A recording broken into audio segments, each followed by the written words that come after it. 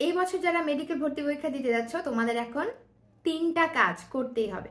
Number 1, অবশ্যই main বই থেকে প্রত্যেকটা চ্যাপ্টারের মোস্ট ইম্পর্টেন্ট টপিকগুলা বেসিক ক্লিয়ার করে পড়ে ফেলা। ইয়েস, এখনো যে সময় আছে তাতে তোমার বেসিক ক্লিয়ার করা সম্ভব। মোস্ট ইম্পর্টেন্ট টপিকের বেসিক একদম ক্লিয়ার থাকতে হবে, নাম্বার 1। নাম্বার 2, প্রচুর পরিমাণে রিভিশন দিতে হবে। তুমি এই যে 2টা মাস ধরে প্রিপারেশন নিচ্ছ বা তার আগে থেকে নিচ্ছ প্রিপারেশন, তোমার কিন্তু অনেক কিছু মেমোরিতে ফেড হয়ে গেছে অলরেডি, রাইট? অনেক কিছু মনে নাই। তুমি হয়তো অনেক ভালো করে এর আগে পড়ছো ঠিকই, কিন্তু এখন তুমি মনে করতে পারো না। সো অবশ্যই নতুন পড়াও পড়তে হবে, পুরনো পড়াও রিভিশন দিতে হবে, ঠিক আছে? মনে রাখবা, এই রিভিশন এবং পুরানো পড়া যাই তুমি বলো, তোমাকে ডিসেম্বরের 15-র মধ্যে সিলেবাস শেষ করতে হবে।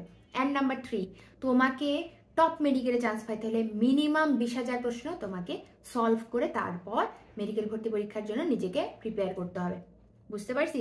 এই 3টা কাজ যদি আমি করতে পারি তাহলে কিন্তু আমি খুব ভালোভাবে টপ মেডিকেলে চান্স পেয়ে যাইতে পারবো। বুঝছো? আমার এই গত 7-8 বছরের অভিজ্ঞতা থেকে তোমাদেরকে আমি একটা জিনিসই মানে জাস্ট এনশিওর করতে চাই যে মেডিকেল ভর্তি পরীক্ষার প্রশ্ন কেমন হবে না হবে, আমি এই কোচিংয়ে না পড়লে পারবো না, এইটা না করলে পারবো না, এরকম না। তোমাকে এই 3টা ফর্মুলা ফলো করতে হবে। তোমাকে মেইন বই ভালো করে পড়তে হবে, রিভিশন ভালো করে দিতে হবে এবং প্রচুর পরিমাণে প্র্যাকটিস করতে হবে। সেটা নিজের কাছে তুমি এক্সাম দাও, সেটা তুমি অফলাইনে কোথাও ভর্তি হয়ে এক্সাম দাও, সেটা তুমি অনলাইনে কোথাও এক্সাম দাও, যা মন চাই তুমি করো, বাট তোমাকে প্র্যাকটিস করতেই হবে। ওকে? আর প্র্যাকটিস করার ক্ষেত্রে তোমরা অনেকেই জানতে চাইছো যে কোথায় থেকে প্র্যাকটিস করবা।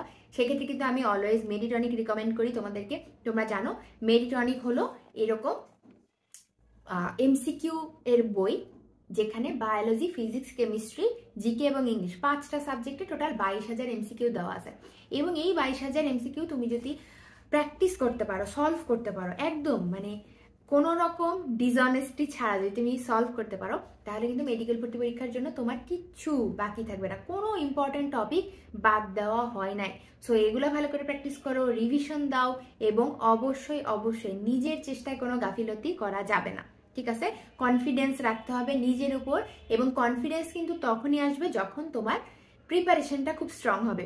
সো এখনই দৌড়াদৌড়ি করো না ফাইনাল মডেল টেস্টের জন্য, আগে নিজের সিলেবাস শেষ করো, নিজে রিভিশন দাও। 15ই ডিসেম্বরের মধ্যে অবশ্যই সিলেবাসটা সুন্দর করে শেষ করো।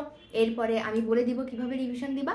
রিভিশন দেওয়ার পরে যেন কোনোভাবেই তোমার প্র্যাকটিসে ঘাটতি না থাকে, এই জন্য তুমি কিন্তু মেডিটনিক থেকে চাইলে সুন্দর মতো প্র্যাকটিস করে ফেলতে পারো।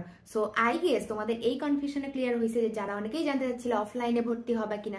It's totally up to you, you know. তুমি যদি বাসায় ওএমআর শিটে প্র্যাকটিস করো তাহলে তোমার আর কোথাও ভর্তি হতে হচ্ছে না। তোমার যদি মনে হয় যে না, আমি রিয়েল লাইফ একদম এক্সপিরিয়েন্সটা নিতে চাই, একদম রিয়েল টাইম এক্সপিরিয়েন্স হবে আমার, তাহলে অবশ্যই তুমি কোচিংয়ে ভর্তি হতে পারো, কোনো অসুবিধা নাই। বাট এতটুকু এনশিওর করবা এবং এটা জেনে রাখবা, কোনো কোচিং তোমাকে ডিরেক্ট চান্স পাইয়ে দিবে না। এটা তোমার চেষ্টায় তোমাকে চান্স পাইতে হবে, ঠিক আছে? দ্যাটস ওয়াই তুমি কোচিংয়ে টিচাররা যা বলতেছেন সেই গাইডলাইন ফলো করো, বাট নিজের পড়া নিজের কাছে, ঠিক আছে? সো অবশ্যই অবশ্যই এই 3টা জিনিস ফলো করবা এবং নিজের উপর বিশ্বাস রেখে প্রিপারেশন নিতে থাকো, ভালো কিছুই হবে আশা করি।